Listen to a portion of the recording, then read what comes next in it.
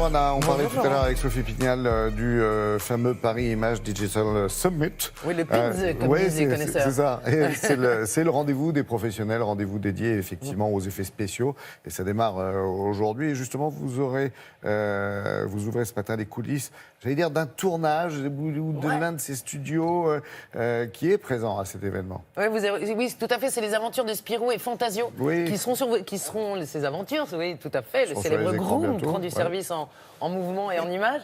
Il sera sur vos écrans le 21 février, mais il y aura donc une avant-première lors de ce sommet. Samedi, je crois, d'ailleurs. Exactement, le sommet démarre aujourd'hui et c'est un rendez-vous important. Là, par exemple, le réalisateur Alex Coffre a voulu un habile équilibre entre réalisme et images de synthèse.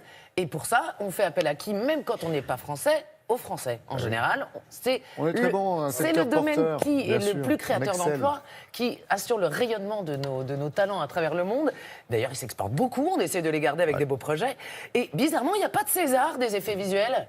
Qu'est-ce que c'est que cette histoire? Moi, il faut passer un coup de fil à l'Académie, alors qu'il y a un Oscar depuis 1938. Oui, quand même. Voilà, hein. D'ailleurs, il y a eu une petite dizaine de Français nommés, 3 récompensés comme dans des films comme Cléopâtre ou l'Odyssée de Pi, mais en France, pas de César.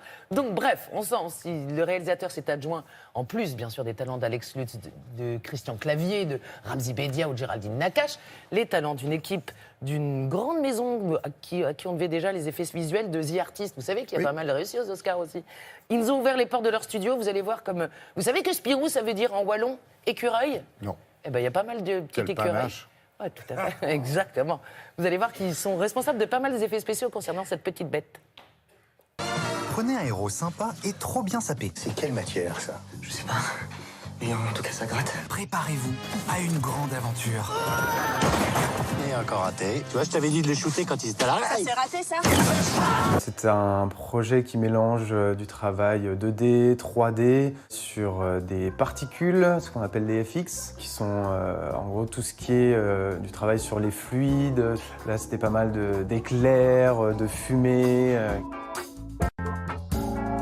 En prépa, on a longtemps travaillé visuellement avec le chef déco, avec le chef opérateur pour la lumière, pour voir un peu dans quelle direction on allait aller, et pour trouver cet équilibre entre du réalisme et garder ce côté un petit peu cartoon, quoi.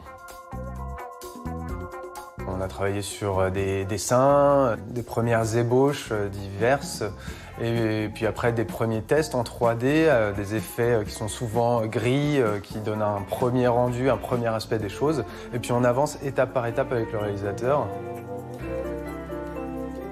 Il y a plusieurs dossiers dans le film. Il y a donc le Fantacopter, qui est ce petit sac à dos qui, quand vous appuyez sur un bouton, se transforme en hélicoptère.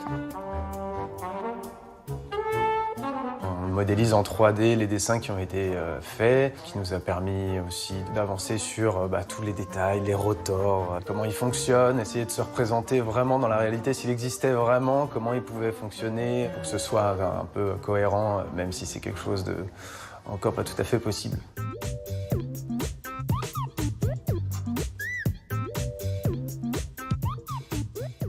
Pour des contraintes économiques, ils ont décidé de tourner au Maroc. Ils ont cherché, il n'y a pas de volcan au Maroc.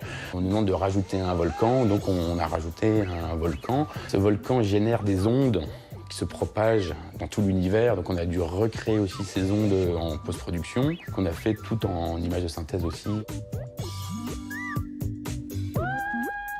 Un écureuil globetrotter. Spip? Spip? Bah oui, Spip. Spirou. C'est comme moi, mais en plus court.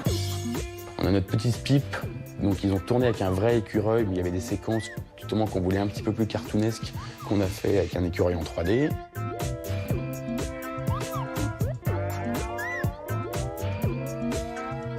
Il s'agit principalement pour nous d'un défi artistique, trouver les bons talents en fait.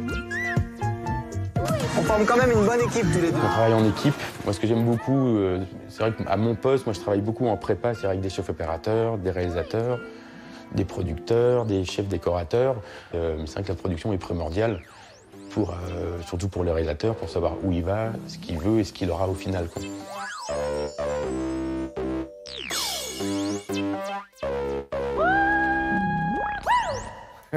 Quel talent! Il faut dire qu'on a quand même les meilleures écoles. On a les meilleures écoles, oui, les Gobelins à Paris, Super Focom Rubica à Valenciennes, ou en Arles aussi, l'école Mopa, ce qui fait, elles sont classées parmi les meilleures dans le monde. D'ailleurs, Oui, oui. Et c'est un secteur qui embauche, on le qui disait avec embauche Sophie à fond Vignal. d'ailleurs Ouais. au PIDS, comme on dit, qui a lieu à Enghien à partir d'aujourd'hui. Il y a une job fair, comme on dit, c'est une foire à l'emploi, hein, pour parler français finalement. 200 postes à pourvoir, allez-y. Ne craignez plus votre Merci. ado scotché devant son écran, ça peut donner quelque chose. Merci Anna.